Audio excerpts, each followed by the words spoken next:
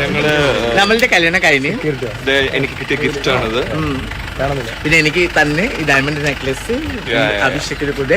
Big boss Malayalam season 6 മലയാളികൾ കൊന്നടങ്കം സുപരിചിതരായ രണ്ടുപേരാണ് അഭിഷേകും ജാൻമണിയും. ഇരുവരും ബിഗ് ബോസ് അകത്തു വെച്ച് തന്നെ നല്ല സുഹൃത്തുക്കളായിരുന്നു. പറക്കാട് നാച്ചുറൽ റിസോർട്ട് മൂന്നാറിലാണ് ഉള്ളത്.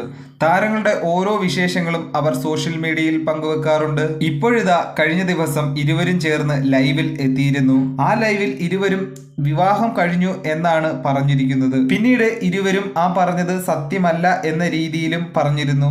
ജാൻമണിയാണ് ഈ കാര്യം വ്യക്തമാക്കിയത്.